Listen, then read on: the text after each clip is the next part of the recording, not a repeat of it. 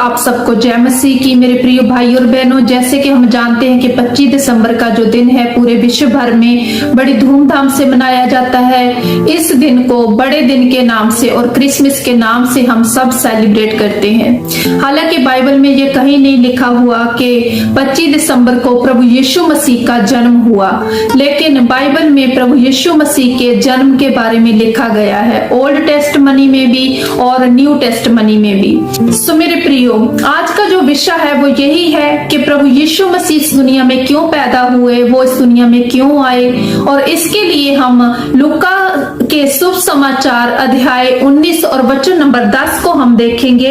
मनुष्य का पुत्र खोए हुओं को ढूंढने और उनका उद्धार करने के लिए आया। हालेलुया। सो मेरे प्रिय भाई और बहनों, प्रभु यीशु मसीह हमारा उद्धार करने के लिए दुनिया में आए।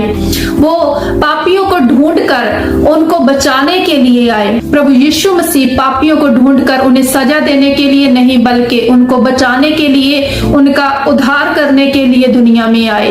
मेरे प्रिय भाई और बहनों, प्रभु का प्रेम ही ऐसा है, वो हमें आजाद करना चाहते हैं हर तरीके के पाप से, गुनाह से।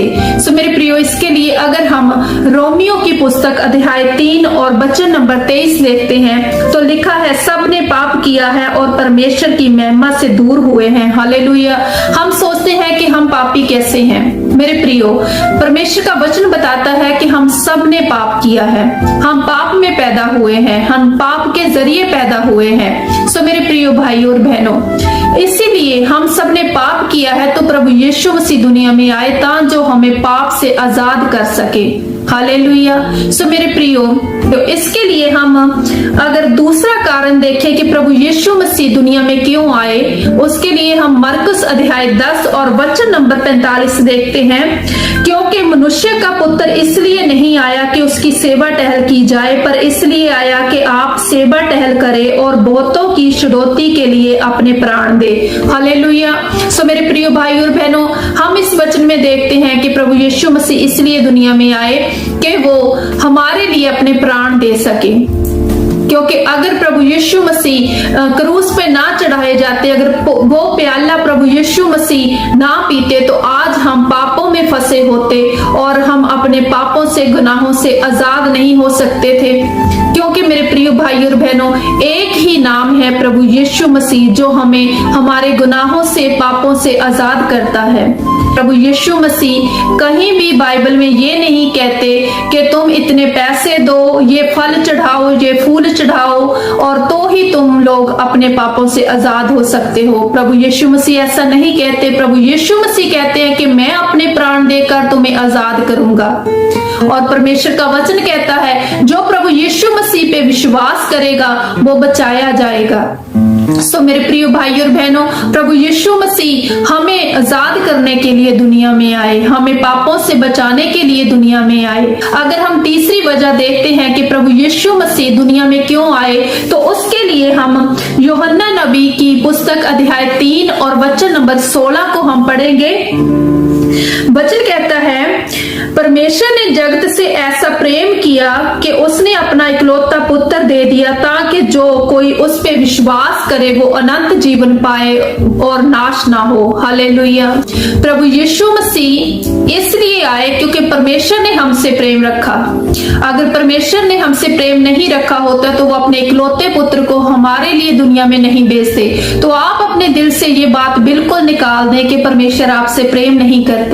मेरे प्रियो, परमेश्वर हमसे बहुत प्रेम करते हैं, क्योंकि इसीलिए उन्होंने यीशु मसीह को हमारे लिए भेजा ताकि जो हम जब प्रभु यीशु मसीह पे विश्वास करें और फिर हम अनंत जीवन को पाएं, हम अपने पापों से छुटकारा पाकर हम प्रभु यीशु मसीह के साथ स्वर्ग के अधिकारी बने। हालेलुया। सो मेरे प्रिय भाई और बहनों, हमारा कोई भी क्रियाकर्म, हमारा कोई भी अंधविश्वास हमें स्वर्ग में नहीं ले जा सकता।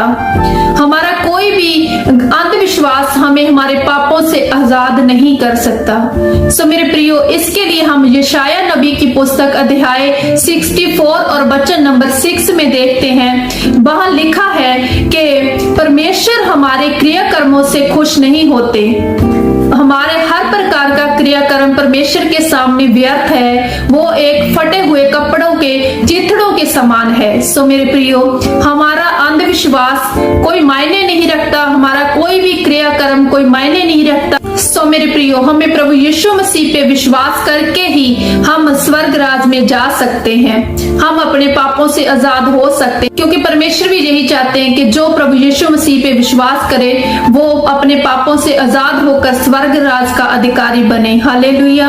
सो अगर हम चौथी वजह जाने कि प्रभु यीशु मसीह दुनिया में क्यों आए, तो उसके लिए हम पहला यूहन्ना 3 अध्याय और वचन नंबर 8 देखेंगे।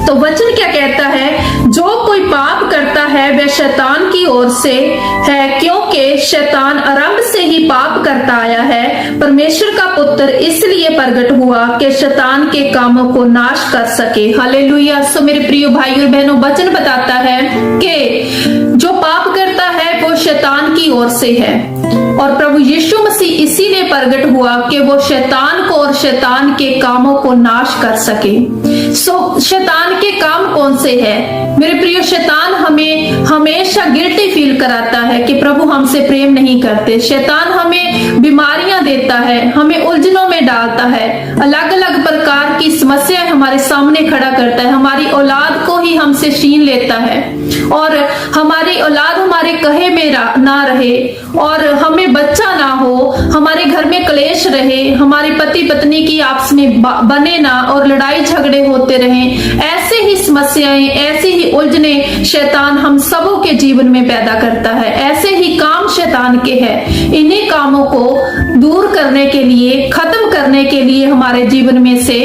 परमेश्वर ने अपने पुत्र प्रभु यीशु मसीह को इस दुनिया में भेजा।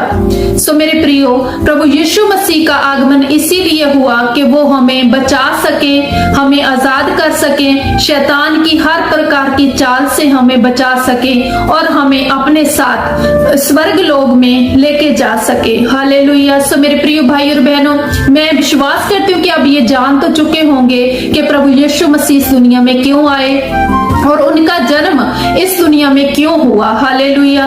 तो अगर हम देखें तो पहली बात ये कि प्रभु यीशु मसीह का जन्म इसलिए हुआ कि हम पापों से आजाद हो सके, और दूसरी बात, प्रभु यीशु मसीह का जन्म इसलिए हुआ कि वो हमें छुड़ा सके शैतान से, और तीसरी बात, प्रभु यीशु मसीह का जन्म इसीलिए हुआ कि हम जब उन पे विश्वास करें तो अनंत जीवन पाएं। सो मेरे प्रियो, चौथी बात, प्रभु यीशु मसीह का जन्म इसीलिए हुआ कि वो हमें अंधविश्वासों से बाहर निकाल सके, हमें सच्चाई दिखा सके, और हमें सच के रास्ते पे लेके जा सके। हालेलुया। सो मेरे प्रिय भाई और बहनों, ये वचन मैं आपके साथ शेयर करती हुई आपका धन्यवाद करती हूँ, और मैं उम्मीद करती हूँ कि आप ये सारे वचन अच्छी रीति से पढ़ रहे होंगे और आप समझ भी रहे होंगे, क्योंकि जब तक आपको वचन का ज्ञान नहीं होता तब तक आप वचन की गहराई को नहीं समझ सकते।